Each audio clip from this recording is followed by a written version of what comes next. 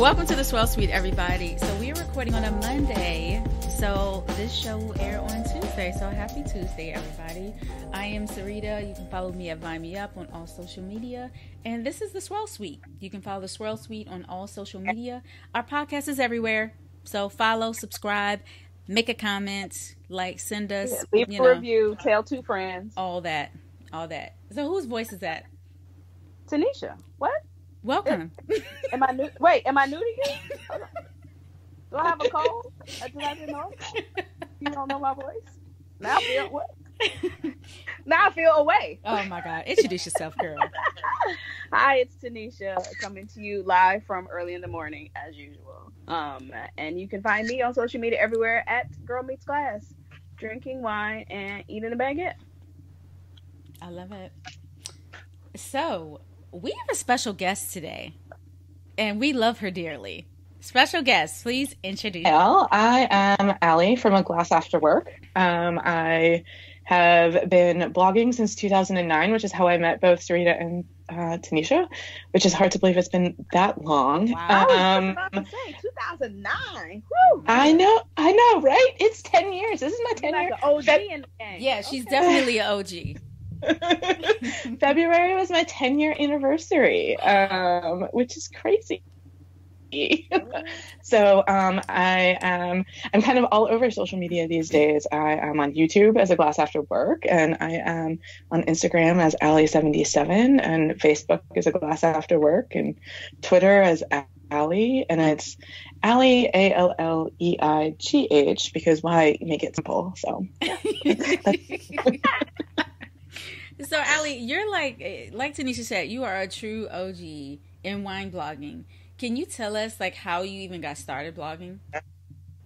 It was a total accident, like 100%. It was a total accident. My husband decided he was going back to graduate school, and I decided that was going to take an awful lot of time for him and leave me by myself for a while. So I decided I was going to go to school too for something more fun, and I decided to go for wine. At the time, the Washington Wine Academy still existed, and they were based actually in Crystal City, Virginia, which is not actually Washington, but that's a different issue. And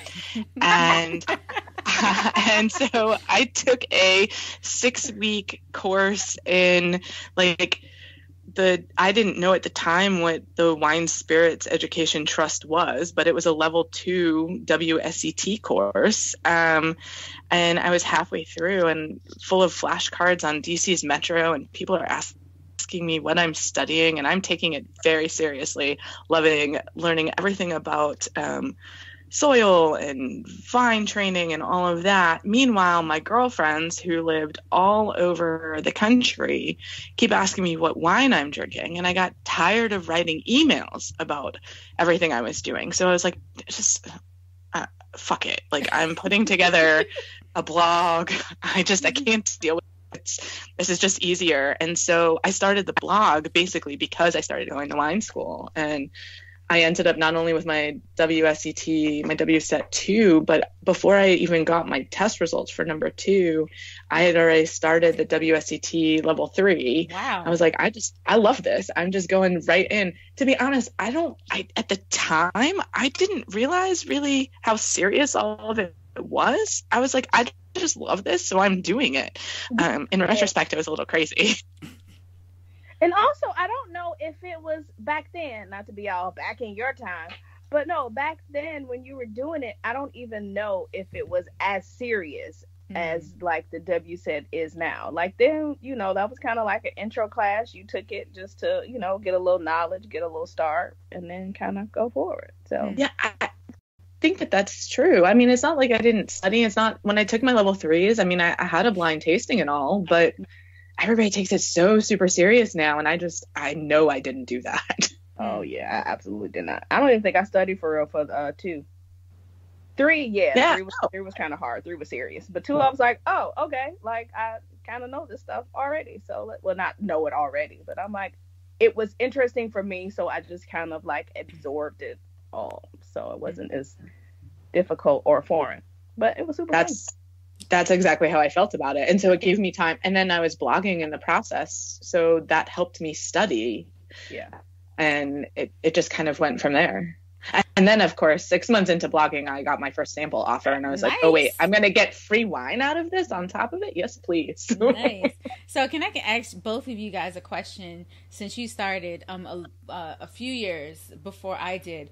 What do you think the real difference is now from when you started blogging? What's the major difference, other than like the number of bloggers and the saturation of the blog market? But what's the real difference? I think the whole social media field, it makes it very, very different. The fact that it's not just, I mean, to be honest, I think the blog format in general is dying, and that it's more, Twitter was always a big factor. It was like you couldn't have the blog without Twitter, because you always had Twitter chats, and there was, you know, Wine Wednesday was very different then. There was actually a Wine Blogging Wednesday, and people posted all in the same format and on the same wines, and there was like a whole blogging circle and all of that. And blogging has just... Did you do the wine quiz on Twitter? Since you mentioned Twitter. I didn't do the wine quiz, but I saw it all the time. I couldn't figure what is the wine out quiz? how to get myself involved. I'm trying to remember who did it, but they were like a really like a big time blogger then. I'm trying to remember who did it, but they would ask these questions, and there would be like hundreds of people on there that would try to answer these wine questions. And it would be like WSET style questions. Wow. And it would, you know, and it would be multiple. Yeah. Sometimes it would be multiple choice, and sometimes it would be just like, all right, this is the question. And I'm really trying to think of what the hashtag was, wine quiz or something like that. But everybody participated. Yeah. Yeah. This was back in the day. Oh, now I got to search Twitter.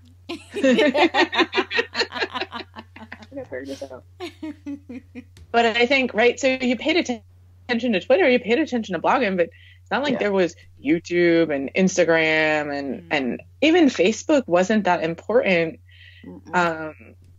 And then all of a sudden it just kind of changed, and not better or worse, just changed. And I mean, look, you guys have a podcast, right? Like there wasn't, in 2009, people were not doing podcasts, not really. Not really. You're like, not really. No. Oh yeah. Okay. Yeah, and it's interesting though that you mentioned the market being kind of saturated, because I feel like a lot of other markets have probably felt like this before. Like, of course, that happened with beauty and with fashion, and definitely with natural hair.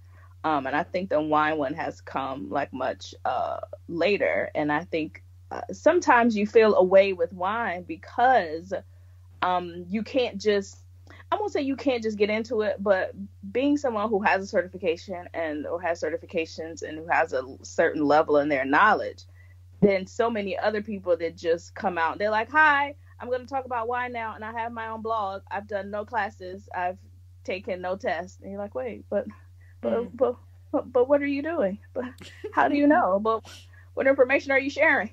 Is it incorrect? But they take really good pictures on Instagram, and so everybody follows them. Yeah, that's really it. Good pictures. Because filters. But anyway, hey, that wasn't me being a hater. That was me, you know. I can't disagree with you. I'm really jealous more than anything else. For some of it, yes. I'm like, wow. Like, it'll be places or things that I've drank before, and then see someone else's picture. I'm like, dang, mine didn't look like that. Yeah. Right. Yeah. I gotta get a new phone or filter. I don't know, the wine thing. The funny thing that you said, and I agree, Tanisha, is I don't think the wine thing ever happened, right? Like, in some ways, like you had the fitness bloggers and you had the fashion bloggers, and their time like happened and it exploded. Like the food blogs. I mean, how many cooking like recipe blogs are there? Yeah. And it never happened with wine. I don't know why. I feel like we often were all talking to each other but not reaching beyond that. That's true. My God, yes. But carry on. Yeah, and I do think in some ways Instagram has actually helped us get a little bit beyond that. Yeah. But even still, we haven't gotten beyond it in the same way that some of these other niche groups have managed to do. Yeah. I say that to Sarita often, that I feel like wine people talk to each other. Well, it's true. I don't know, and I have to say, I don't know what people think about this podcast, but I think it's very I feel like it's very casual. Yes, we're wine nerds and we have some wine knowledge, but it's not a show that focuses on wine facts. And it's not like, what is that? It's not like that show Drink What You Like, where they talk about wine, they interview the person, then they go home. And I think our show is a fusion of our lifestyles. We talk about everything from, like, I don't know, food to fashion to like TV. We talk about all sorts of stuff on this podcast, but a lot of our followers are in wine, and they're like our wine community, and we definitely want to expand beyond that. But I'm not sure where the disconnect is, why other people haven't found us. Yeah. The podcast from last week actually was fantastic. Last week you guys interviewed an entrepreneur from DC, and so you tapped into the audience that is a local DC audience, and while I haven't been to her salon, like, I can relate to some of the things that you guys were talking about in terms of DC and how it changed, and kind of the difficulties that we're facing as a city. And I thought it was a really interesting conversation. Yeah. Even though it wasn't about wine, and I normally listen to you guys for the wine stuff, but it was a good, I thought it, like you said, it's a casual discussion about things that are important for us all to be talking about. Yeah. I appreciate that. I'm glad you enjoyed that episode. It was so fun. I did. I think the people on the street thought I was crazy because I was probably responding to what you were talking about while I was walking on my commute to work, but that's a whole different thing. Yeah, that is so funny. I'll be on the train and get so into a podcast and like will laugh or be like, "Oh my God, I know!" And then turn around like, "Oh, she's a crazy one." Yeah. Oh, that was definitely me on my walk to work. Definitely me. I love it. Sorry, I'm not a weirdo. Just info stuff. Yeah. So, Alleigh, the last time you were on our show, we were talking about kosher wine. And I will have you know, it is one of our top 5 episodes. Yeah. People love that episode. So, we had to bring you back to talk a little more about kosher wine. Yeah, fantastic. I'm glad that it was such a big hit. I often refer people back to it because I felt like it was a good conversation, and I thought that it kind of summed up where kosher wine was at the time anyway. So so I'm glad that it was a success for you guys too. I had fun doing it. Yeah. So can we start out by giving people a definition of what kosher wine is if they don't know? Yeah, sure. So kosher wine is wine that is specifically basically for safe or approved, I guess is probably the better word, approved for religious Jews to drink. And there's 2 ways that wines can be kosher. They can be meshuval wines, which means that they are flash pasteurized. So the grapes can be picked by non-Jews. They can be pressed by non-Jews. You basically can have anybody in the process, Jewish or not, go through the winemaking process, and then the wine is flash pasteurized. Red wine is cooked at about 180 degrees, and white wine is slightly lower. So the idea is to cook it to kill everything that could contaminate the wine, and then bottle it and do all of that without damaging the flavors. And that's the meshuval version. And then there's the non-meshuval version, which means that everybody who handles the grapes has to be an Orthodox Jew. So whether it's picking the grapes in the pressing the grapes, the winemaker, the bottling, everybody who's having anything, even down to pouring the wine, needs to be an Orthodox Jew in order for the wine to be kosher. Wow. That's intense. Yeah, it's intense. It is intense. I will say, even though it's intense, and it's funny, right? Like, it was started, I think pasteurization process had more to do with kind of separating out the Jews from people who were worshiping idols, and that the idol worshippers didn't want to drink the boiled wine. And so this was about kind of separating out the wine that the Jews would drink. And so that's how it's kind of developed from there. So I found this this link on Wine Folly, and it's the myths and facts about kosher wine. So there is a kosher for Passover. Is that a different type of kosher wine? It is different in that it needs to make sure you need to make sure that it doesn't come into contact with anything that would be not kosher for Passover. And everything that is kosher for Passover can't be basically can't be leavened. It can't be wheat. It can't be barley.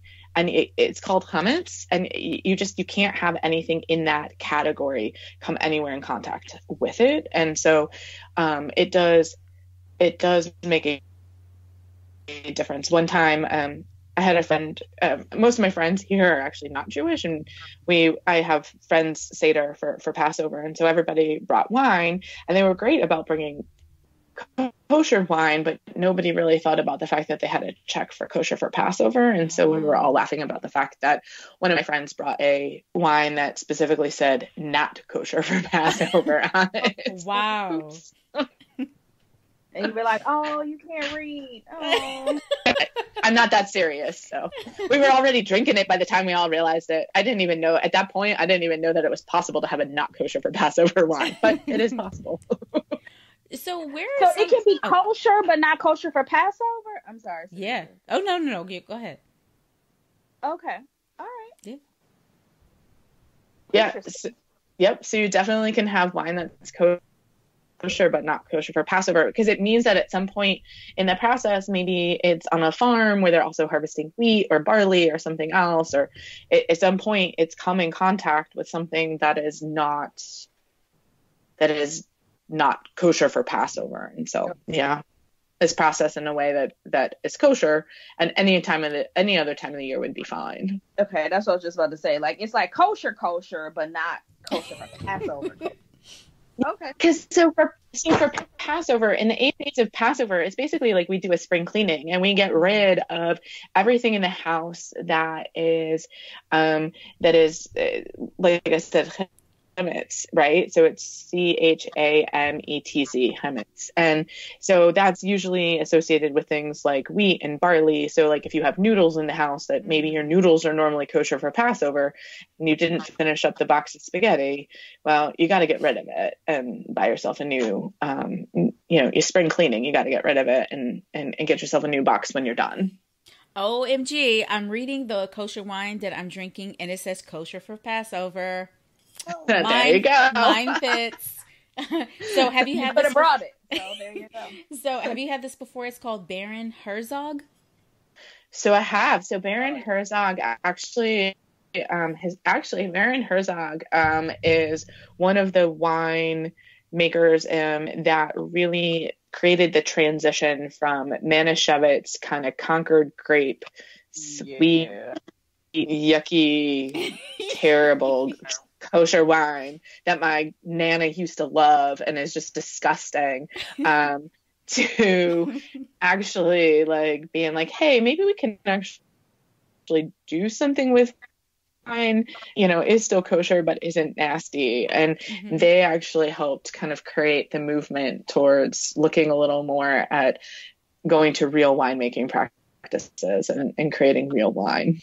Yeah. It's interesting that you mentioned them as what you're drinking now, because like with Alleigh being on the show, being an OG in blogging, Baron Herzog is like an OG in the kosher wine game. So it's interesting that that's what you have for us today. Yay. Exactly. Yes, it's a throwback. That's real good. Yeah. I got this from Trader Joe's. I think it might have been like $11 or $12. And it's actually very good. I was surprised. I wasn't sure. They had a very small shelf of kosher wines at the very bottom. I just chose this one because I wanted something red, and it's pretty good. I'm impressed. so since we're talking about what we're drinking, I'm drinking a Terra de Sieta, which is a Chianti Classico, like actually from Chianti. It is a small family-owned winery in Italy. And I end up with their Chianti every year because one of the things I serve for everybody is a matzah lasagna as my non-meat dish, and using the matzah instead of the noodles.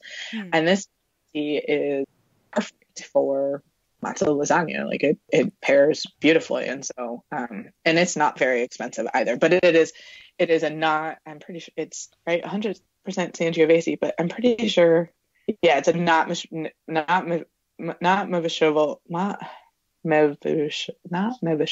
Why am I having trouble with that word now? I'm never gonna try to say it. Oh, yeah, listen, better you than me.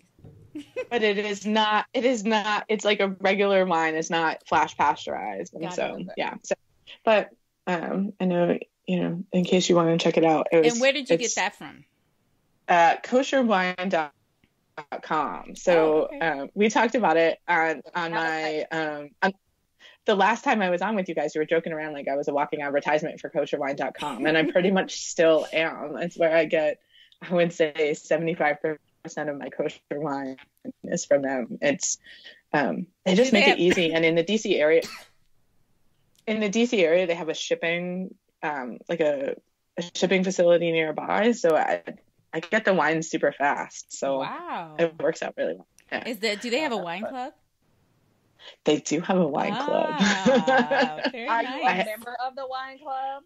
I am not, but I have thought about it several times, and several people have asked me about it to the point where I have thought that maybe it would be worthwhile doing. Mm-hmm. Yeah, or even write them, be like, "Hey, you know who I am?" Exactly. And we talk about. We need to talk because about not unlike what you guys are saying about how you guys get hit a lot for in the analytics for kosher wine. That's one of your most popular episodes. The truth is that I have found that too. I don't drink a lot of kosher wine. I drink kosher wine sometimes. I drink regular wine. I don't keep kosher in the house. More like I know that I want to drink throughout the year so that when I have people over for a holiday, I have something good and special and I'm not experimenting. So I try to test throughout the year. But the truth is that my most popular stuff is almost always the kosher wine. Interesting. So what about kosher beer? Is that a thing? And is it as easy to find as the kosher wine? Well, I don't know if it's easy, but it's in like our Whole Foods, our Moms, and our Trader Joe's. I don't know about other grocery stores, but what about kosher beer? So first of all, beer is not kosher for Passover. So talking about because I'm like, that is wheat and barley. Like that's what it is. Okay, that's why I got confused. All right, 100%. Exactly right. So not kosher for Passover. So that said, most like regular natural beer, the Star K, which is one of the kosher certification entities, basically came out saying that as long as it's a regular beer, you're not using a flavored, it's not got fruit in it, it doesn't have any lactose in it, which then all of a sudden would make it a dairy product, which has its own special rules under the kosher laws. It's not specialty in any kind of way.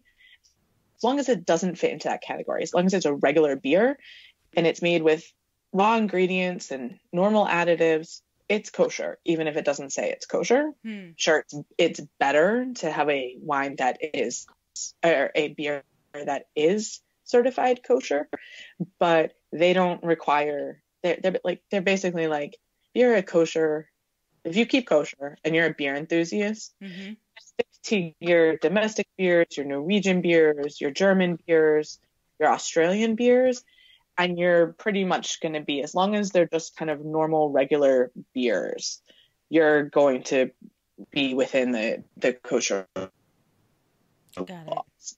But that's a much more recent thing. I don't think that was even the case when the last time we talked. I just think that in the same way that the wine, wine connoisseurs have exploded, and you now have all of these like local craft beers and all of these local places that are doing things, as long as they are doing things in a way that is with the natural ingredients in the kind of normal way, chances are they're using clarifying agents that are natural, like gelatin or silica. They're doing the things that they're supposed to do, so it's going to be kosher.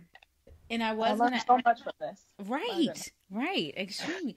I was going to ask you another question about kosher pairings, but you already gave us a pairing with your lasagna. That's fun. That's like one of my favorite holiday pairings right there. Is the Terra de Siete, the Chianti with matzo lasagna. That sounds delicious, by the way. It's so good. I think granted, 95% by the time that matzo anything, not matzo lasagna, not matzo ball soup, not. Well, the next time you come back to the States, let me know, and you can come over, and I will make you some matzo ball soup. The fact that you can tell me that you've never had matzo ball soup, we need to work on that. I've never had that either. Right.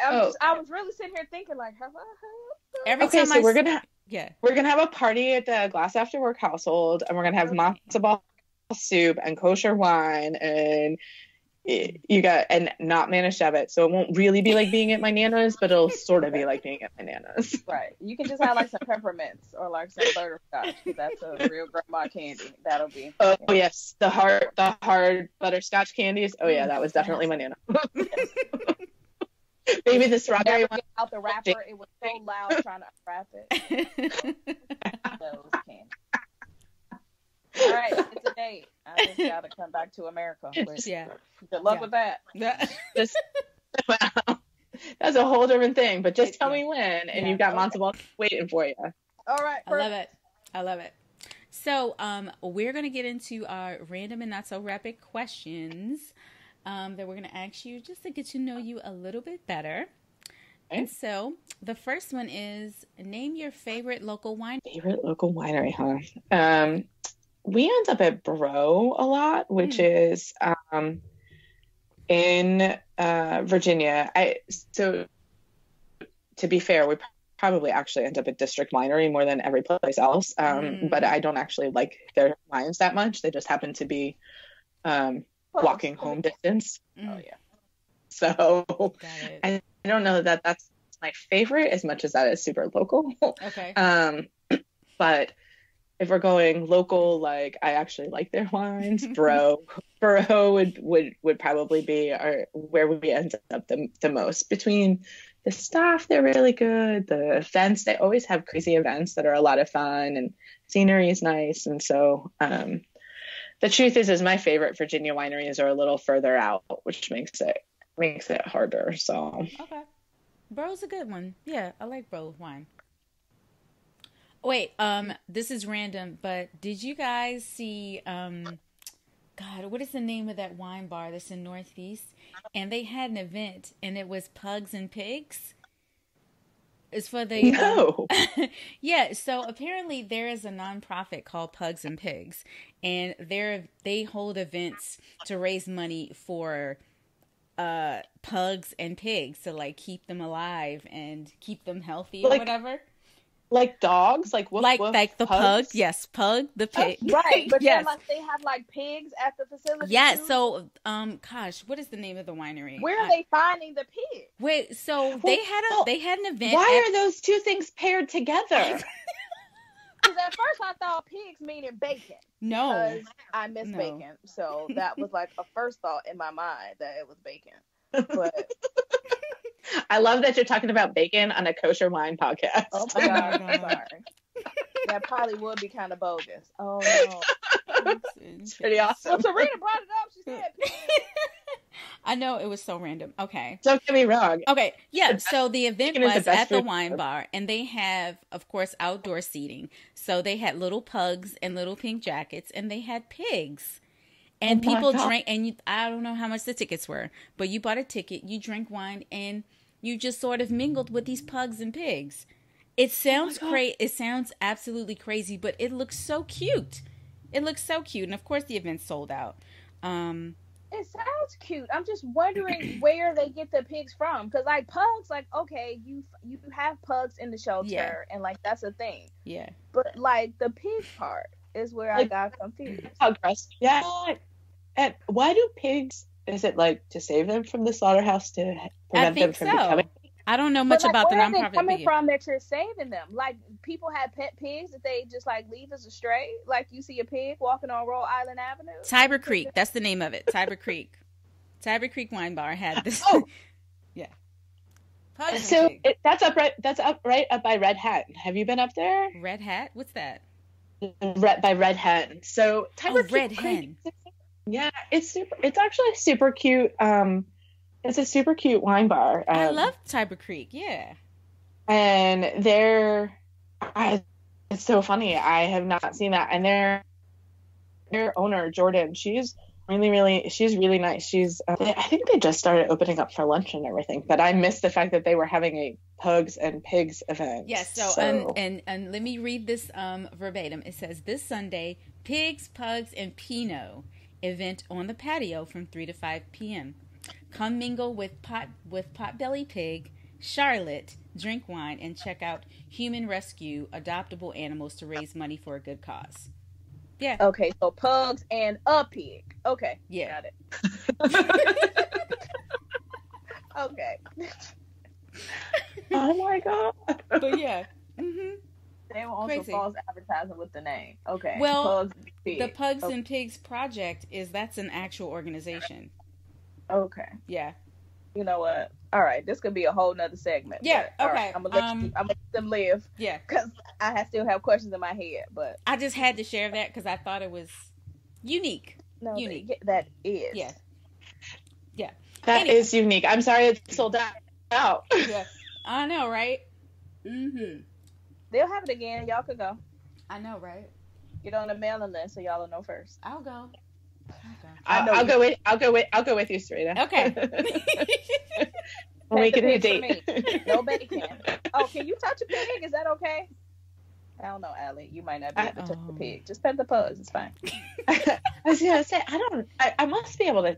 I don't know if I could touch. I don't know what the rule is on touching pigs. So, like I said, I don't keep kosher. I like bacon too much to do something like that. So. Oh, okay. Well, never mind then. All right. Yeah. Next question. All right. What is your favorite holiday to celebrate? So my favorite holiday would be, I think of Passover and Thanksgiving basically as the same holiday. That's like my chance to get my family together, to get my friends together, and just kind of tell everybody how much they mean to me. And so I don't pick one over the other. I figure I've got 6 months in between the two usually. So every 6 months I get a Thanksgiving type of, because spring ends up being the harvest holiday in Israel, right? So, and Thanksgiving is the harvest holiday in the fall. And so I put the two together. Nice. Very nice. That was a lovely answer. Yeah. Oh, thank you. What is your favorite shellfish? Well, so that's back to it's not really kosher, but I don't keep kosher. So okay. It's, no, but I love shellfish. My favorite is oysters. I will eat oysters all the time, like legitimately all the time. I love them. And oysters and wine, like rosé and oysters. Yes. Right. So from the time it starts getting warm in the spring, like all through the summer when it's hot, like that is the best meal, is like rosé and oysters. That's my happy place. This weekend I was at a 40th birthday party, and I was at, you guys ever been to, I think it's called Reming's near Tyson's too? Mm-mm. So there is that's outside the Beltway. I don't go outside the Beltway. Why do I love that? I don't do that. He's like, that's where. Yeah. No. So, but we had appetizers, and it was this massive, like, they call it a seafood salad, but don't think like seafood salad, like cut up seafood, in mayonnaise. Think of like a smorgasbord of shellfish on ice. So it's a big ass bowl piled up with ice. They chopped up lump crab meat. They chopped up lobster. There's shrimp with the tail. There's oysters. There was tuna. There was like tuna tartare. It was amazing. I could have eaten the whole thing by myself, but yeah, it was really good. That sounds really good. And the weather this weekend, you said this weekend? Yeah, it was this past weekend, yeah. So the weather this weekend for something like that was perfect on top of it. Absolutely. Absolutely. Yes, indeed. Tanisha, do you eat shellfish? What? I wasn't sure. I've never seen you eat Is them. water wet? Oh. What's your favorite shellfish? I don't know. Favorite? Is lobster a shellfish? Or crab shellfish? Mm-hmm. Mussel? Both are, yeah. Oh, yeah. Mm-hmm. Yeah, I eat all of those. I probably have to say mussels might be my favorite now since I can actually get those, and lobster and crabs aren't as readily available. At least not like how they used to be in Maryland. And I don't always feel like breaking like a crab claw. Yeah. So, oh, that's right. We had mussel pots in Paris the last time I was there. You did? Yeah, it was delicious. Yes, we did. Yeah. So, delicious. no, I do mussels a little more often because they're literally everywhere. Got it. Yeah. Or worse thing. It's different kind of water. So. Yeah. Oh, that's fair. I was gonna say there's worse things to have everywhere though than mussels. So. Yeah. Sure. Yeah, no, those work. And I have them with a beer. Sorry, everybody. Oh, that's fine. That's fine. Mussels and beer. I mean, right? That's what the Belgians do. Yes, and that's the style that they make them in here. So it's usually a Belgian place that does the mussels. So the fries are extra crispy and delicious. Oh, those fries were. Oh, and then the Belgian beer. Oh, I love it. I love it. All right, next question: fire pit or fireplace? Because you have a lot of fireplaces in your Instagram posts. Yeah, I was gonna say, like, if you asked my high school, college self, it would have totally been a fire pit because, living in upstate New York in the summer, a fire pit was the way to go. Now it's definitely fireplace. We have a little row house in DC, right? So, but it's a 1904 row house, and it was a duplex that they made single family way before we moved in. So we have a fireplace in our den upstairs as well as a fireplace in our living room downstairs. And they're the original fireplaces. So I basically, the moment it hits 45, 50 degrees and I'm not going to suffocate in the house with a fire, that fireplace gets lit up. And wine and fireplace, that's perfect. Yes. It's life. It's what you live for. Yeah. Really. Exactly. Yeah. Exactly. And then I end up taking pictures of the wine in the fireplace and all over Instagram. Right. I don't have fire. I don't even have a gas, a stove to light up to look like fire. No, nothing. I have an induction stove. So that would be perfect. It would be like a candlelight chat. Dog in front of a candle. Which would help because all my candles are scented. So who wants to taste wine in front of a scented candle? But anyway. Fireplace chat. You're saying we need to send you unscented candles. Is that what you're saying? I mean, yeah. I guess if I was going to do a chat, but no. I like candles for the scent. Not just for, ambiance. I light them for a scent. So there's that. Yeah, that does kill the wine tasting part of it, though. It does. Yeah, it does. All right, next question. What food can you live? What food can I live without? I can live without any kind of green, whether it's, I hate vegetables, in general. Are you serious? I hate them. I don't know why that was so hilarious to me. I literally, sometimes dinner in my house is like having dinner with a 5-year-old because my husband will be like, eat your vegetables. And I'll be like, I don't want to eat my vegetables. They're disgusting. Oh and I'm like a 5-year-old. I hate vegetables. I won't eat them. You don't like the taste. You don't like the taste of any vegetables. They have such different textures and tastes. No. And color. I know. But whenever you cook them, they're all nasty, and they're just no.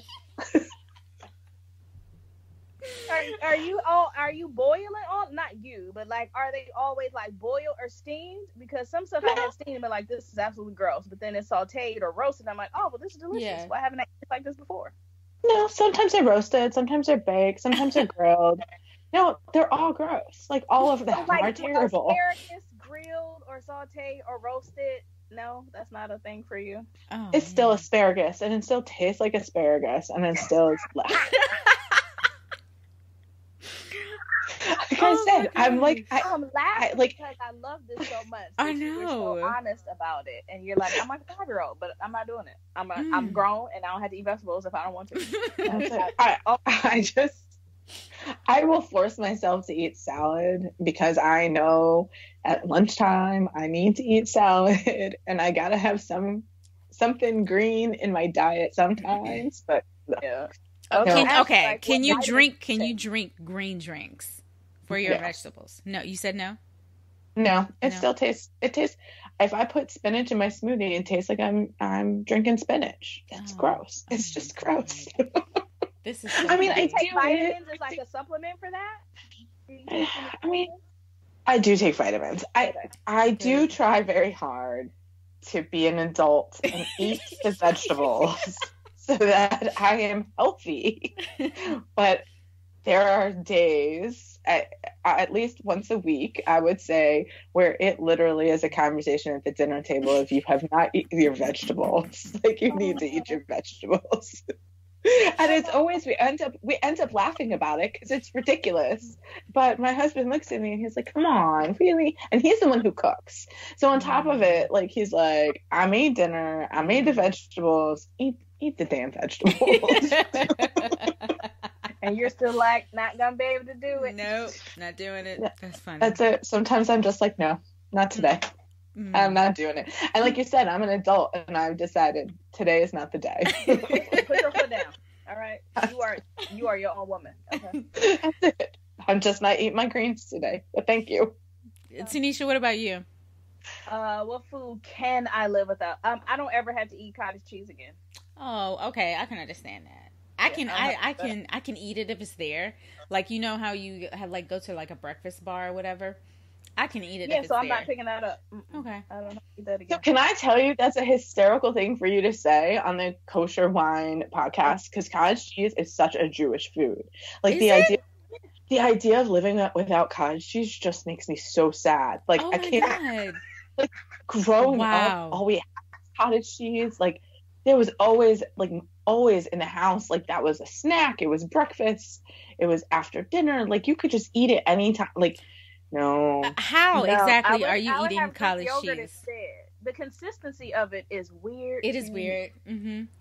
Because it's lumpy and creamy. Yeah. And usually I'm not someone who has a problem with food consistency, but like, that is strange. Oh, the big curd cottage cheese is the best cottage cheese. What do you want the little curd cottage cheese for if you could get the big curd cottage cheese? So nope, I think you just lost me. Creamy and lumpy is the weird consistency. The only thing that I like this kind of creamy and lumpy would be like mashed potatoes. Like, that's okay. There.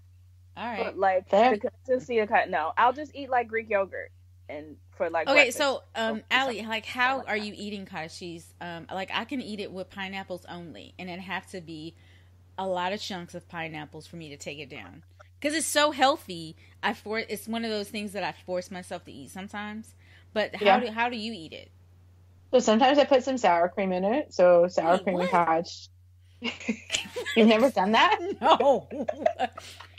Yeah, clearly that question wasn't for me. Okay. So maybe that's a Jewish thing. I don't know. Like, that's how we grew up eating it. Like, you put like a 15% chance that's a Jewish thing. We'll put it out there to the listeners. Yeah, I'd love to know if that maybe it is. That was like the number one way to do it, was to put sour cream in the cottage cheese, and like on a hot summer nights, that's what we would eat for dinner. That's what you would eat for dinner on hot summer nights. Not a popsicle. No. No. No. Wow. Popsicle sounds better, but no, we ate cottage cheese and sour cream. And sometimes we'd slice bananas in it, like frozen bananas. Okay, I can see that. That sounds delicious. But sometimes you put sliced bananas in it. Okay. I like All fruit in my right. food. So, Most of the time, though, it's just sour cream. Okay.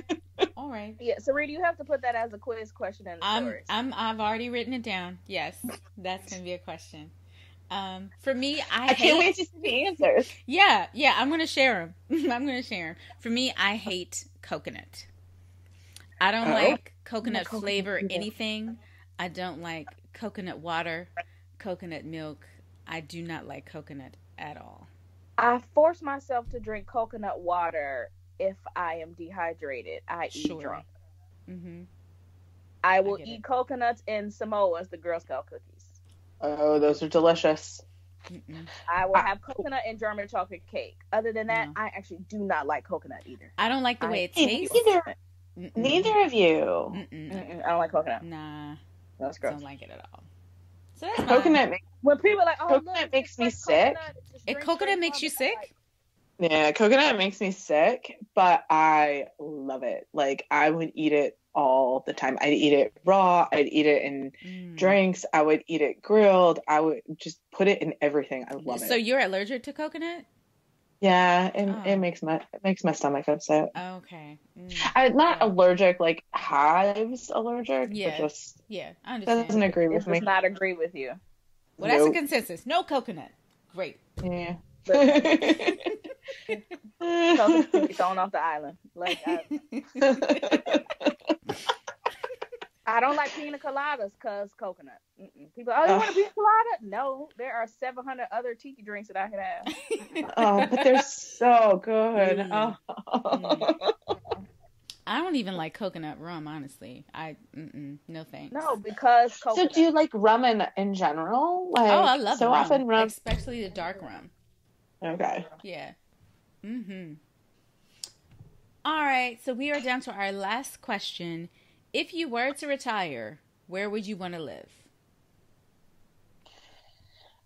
This is a question that has been coming up a lot between us recently, at home. For a long time, we were saying St. Thomas, that we would retire in St. Thomas, and I'd open up a wine bar called Grapes in the Sand. I love it.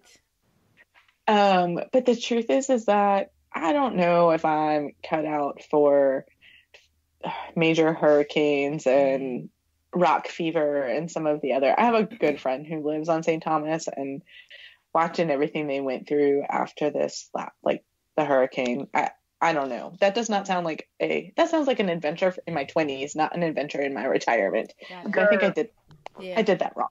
Yeah.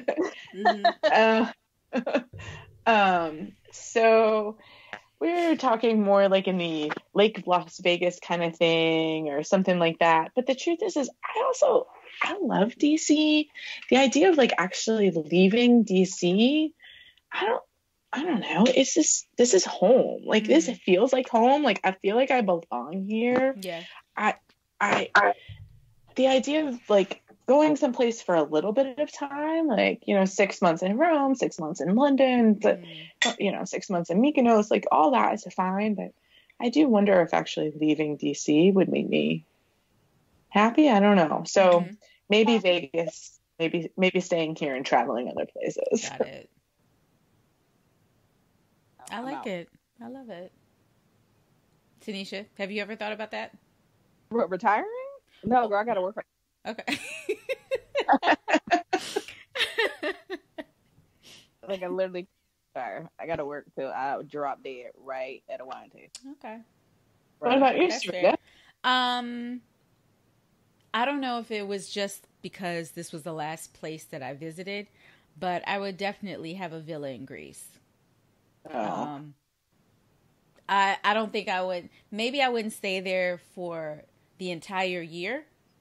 Maybe I'd stay there for like the summer, but just own something in Greece so I can just go there and, sit on the water and sail and eat octopus and drink wine, that kind of thing. I don't know. That sounds like a good life. Oh man, doesn't it? Yeah. So, Alleigh, before we go, please tell everybody one more time where they can find you on social media. Yeah, so you can find me on YouTube at A Glass After Work, on Instagram at Alleigh77, it's ALLEIGH 77, on Twitter at Alleigh, and on Facebook at A Glass After Work. Awesome. Thank you so much for joining us again to talk about Kosher wine. Such a pleasure. Thank you so much for having me, ladies. I really appreciate it. It's always fun to talk with you guys. Yeah. Yay. All right, guys. Cheers. Good night. Good night.